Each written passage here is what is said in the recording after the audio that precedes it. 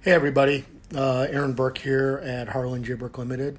I thought I would share some of coins we've got coming up in our next fixed price list. We're actually in production right now, and I pulled out some of my favorites to kind of show off. So let's get right to it. I'm just gonna kind of transfer this around. And some of you guys will be joining later, but I'm just going to kind of go over some of the very cool coins that we got in. So lot 4 in our next catalog is going to be this very pretty Metapontum, which you've got to meter. Most of the coins I picked out have pretty decent luster. So this coin was minted in 350 to 290 BC, and you've got the wheat ear on the back, which is pretty common for Metapontum. They always use the wheat, probably because they exported a lot of it. Moving on, I'm going to kind of do this quickly.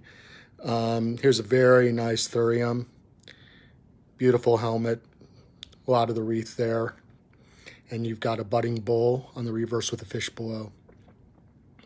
Pretty tight, about 433 to 400 BC.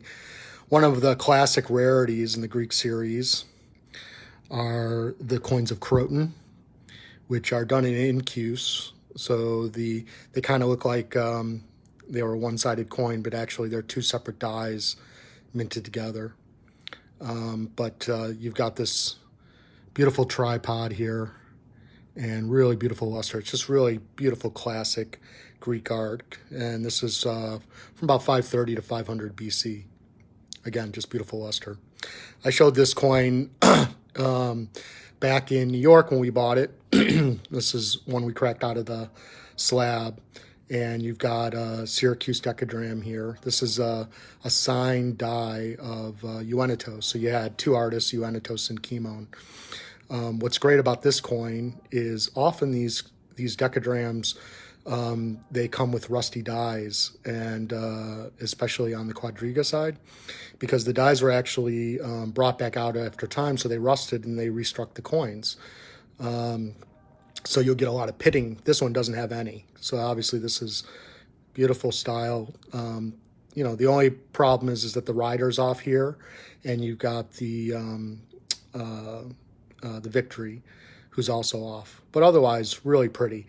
And what's great about it also is it's got a pedigree. So this is actually from a Munson Medallion catalog from 1967, and there's the coin on the cover of the catalog from 1967.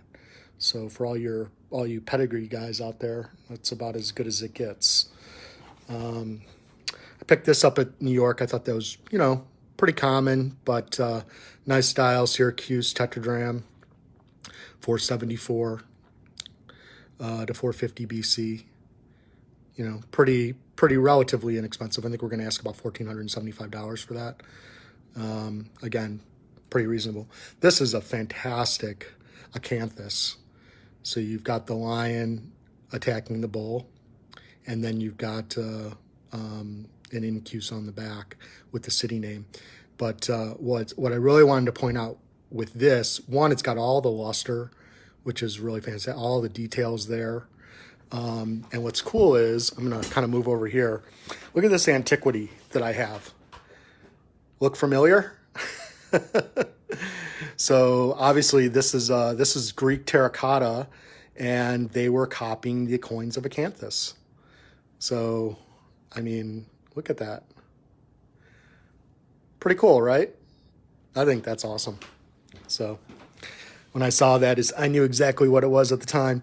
So Alexander the Great, dime a dozen, but this is really fantastic. And I don't know if the luster is going to show up on this, but both the obverse and the reverse are really fantastic with full luster.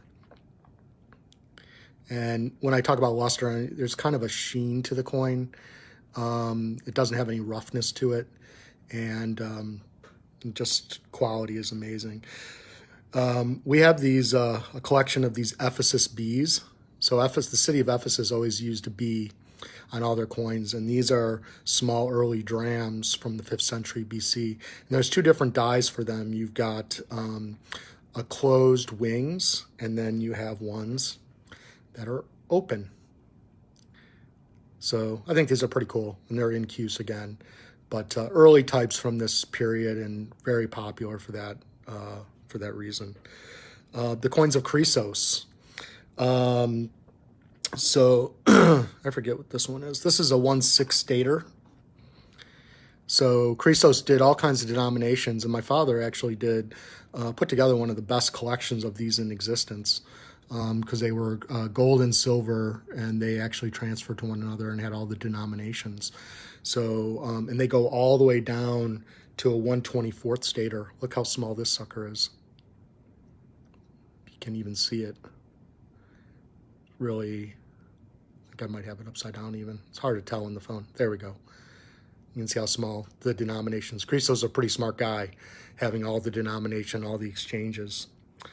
So one of the stars that we picked up at the show towards the end in New York, this is a coin of Mithra Pada from 385 to 375 BC.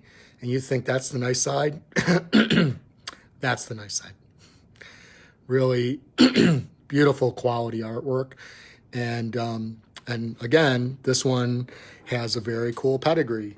So it was actually published in this very famous book on Greek coins by Cray and Hermer. And there's the coin. So it's always nice when you can actually show the coin next to the old pedigree.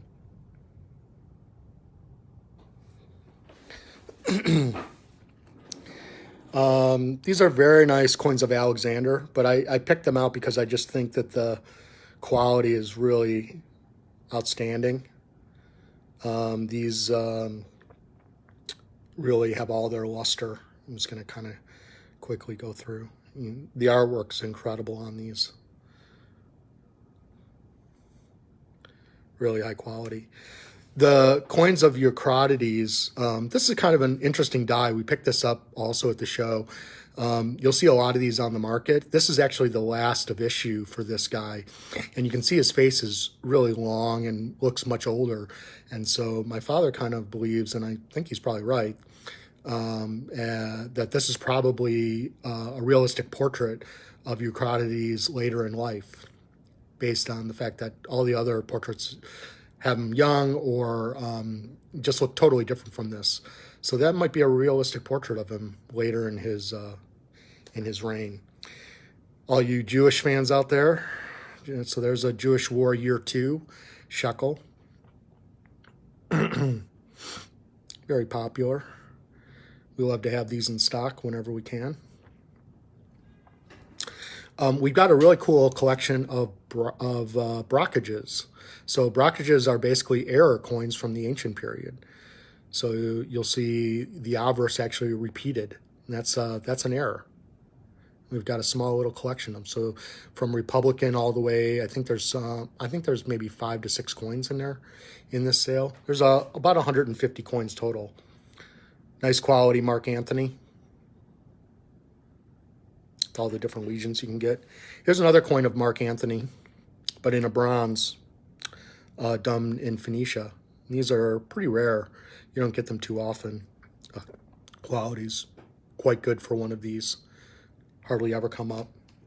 And of course, everybody's favorite, Cleopatra and Mark Antony on a coin. So these can go for all kinds of price range. I was actually bidding on one in the Goldberg sale. Ended up bringing 215,000 plus the Jew, so close to 300,000. This one is, I think, around $4,000, so a lot cheaper than that. But great entry-level coin for somebody who wants a Cleopatra and Mark Antony, can't afford to spend $50,000. Moving into Roman, here's a beautiful bronze of Augustus. Imperial bronze. Bronzes aren't as popular these days. I think there's just not a lot of collectors for them right now. It's probably a good time to buy them because I think the market's a little soft on them in general. I mean, the great rarities are still bringing really crazy prices, but you can really build a nice collection of Roman bronzes pretty inexpensively these days. I showed this already on Facebook, but that's a beautiful portrait of Caligula with Augustus. Really amazing, with full luster, and actually has a pretty decent pedigree. Goes all the way back to 1974 pedigree.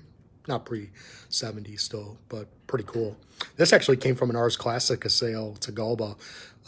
Obverse is a kind of a little bit muddy, but it's all about the reverse here. You got the Emperor, who's in front of the guard.